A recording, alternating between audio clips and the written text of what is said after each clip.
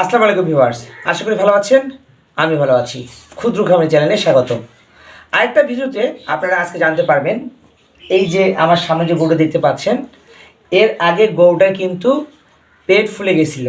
আসলে যে গায়ে চট দেখতেছেন বস্তার, ও কামড়ে কামড়ে কিন্তু এই অবস্থা করছে নতুন বস্তাটাকে। এই যে শীতের সময় যখন গায়ে কাপড়টা দেয় না বা চটটা রাখে না, তখন প্রবলেম হয়ে যায়। তো একদিন এই গরুটার আপনার গা থেকে চট ফেলাই দেওয়ার কারণে, ঠান্ডা লাগার কারণে পেটের প্রবলেম হয়েছে, সমস্যা হয়েছে, পেট ফুলে গেছে, বাথরুম করতেছে না, খাওয়া দাওয়া করতেছে না, ইত্যাদি ইত্যাদি। এখন এই অবস্থায় গরুকে কী করবেন? প্রথমত আগে গরুটাকে তাপমাত্রা নিয়ন্ত্রণ হবে, দেখতে হবে থার্মোমিটারে তাপমাত্রা ঠিক আছে কি না, স্বাভাবিক তাপমাত্রা আছে কি না, বা তাপমাত্রা উঠানামা করতেছে কি না। তারপর আপনাকে পরবর্তী করণীয় করতে হবে, গায়ের মধ্যে গরম কাপড় লাগাতে হবে যাতে ঠান্ডা না লাগে, সেদিকে লক্ষ্য রাখতে হবে, তার জায়গাটা শুকনো রাখতে হবে। ভিউয়ার্স, তারপর আমি ডাক্তারকে ফোন দিলাম, ডাক্তারের সর্বত হলাম, ডাক্তার আসলো, আসার পর দেখলো তার তাপমাত্রা ঠিক আছে, কিন্তু পেটটা একটু ফুলে আছে, কারণ ওই পিছনের পাটা বাড়ি মারতেছিল পেটের ব্যথার কারণে। তখন বুঝতে পারলাম যে পেট ফুলে আছে। যাই হোক, পেট ফুলে থাকার কারণে কিন্তু আমি কি করলাম, পরে আর দেরি করলাম না, ডাক্তার থার্মোমিটার চেক করার পর একটু বাথরুম হয়েছে, থার্মোমিটার দেওয়ার পরেই একটু বাথরুম হয়েছে, বাথরুমটা একটু গন্ধ ছিল, তারপরে কিন্তু আর বাথরুম করেনি প্রায় 6 ঘন্টার মতো। খাওয়া দাওয়া অফ ছিল, খাওয়া দাওয়া খাচ্ছিল না, আমি টেনশন ছিলাম। যাই হোক, তারপর কি করলাম, ডাক্তার কিছু ওষুধ দিল, সেই ওষুধগুলো নিয়ে আসলাম। ম্যাকভেট প্লাস, রুচিজেস্ট একটা ট্যাবলেট রুচির জন্য, আর এই বভিকেয়ার। তো আজকে আমি এই তিনটে নিয়ে ভিডিওটা বড় করব না, শুধু একটাই বলবো, হচ্ছে বভিকেয়ার ভেটটা কী কাজ করে সেটা জানাবো। আসলে এই যে বভিকেয়ার যে বিষয়টা আছে, এটা কিন্তু অনেক ভালো কাজ করে পেট যদি মন্দায় থাকে, খেতে না চায় সেই ক্ষেত্রে।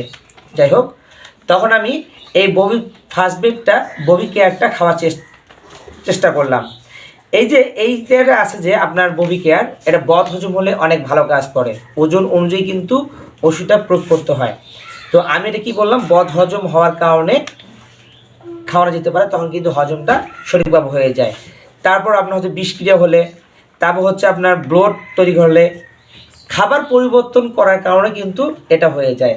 আমরা যে খড়টা দিই, খাবারটা দিই, সেই খাবারের মধ্যে যদি কোনো মুরগির বা পায়খানা বা বকরির পায়খানা থাকে, যদি খেয়ে ফেলে, সেক্ষেত্রে কিন্তু এটা প্রবলেম হতে পারে, আসলে পেটটা খারাপ হয়ে যেতে পারে গরুর। এবার আসেন, আপনার অখাদ্য খাওয়ার ফলে সৃষ্ট অবস্থা, অখাদ্য যেটা খাইলে গরুর পেট নষ্ট হয়ে যাবে বা আপনার রুচি বন্ধ হয়ে যায়, এই বভিকেয়ার খালে কিন্তু রুচিটা গরুর খুলে যায়, খাওয়া দাওয়া শুরু করে। আমি এটা যে দিছি, আমি এটা কিন্তু 2 বারে খাওয়াইছিলাম বভিকেয়ার।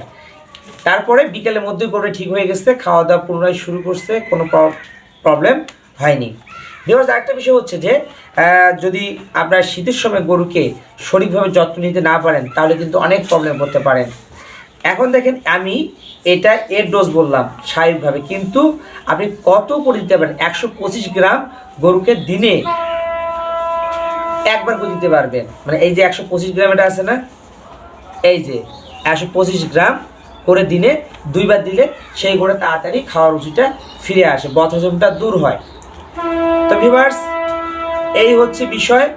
আর যদি বাছুর থেকে থাকে, অবশ্যই 60 গ্রাম করে দিনে 2 বার দিতে হবে, এই পেট বন্ধ থাকার কারণে বা বদহজম হলে আপনি বাছুরকে 2 বার দিতে পারেন।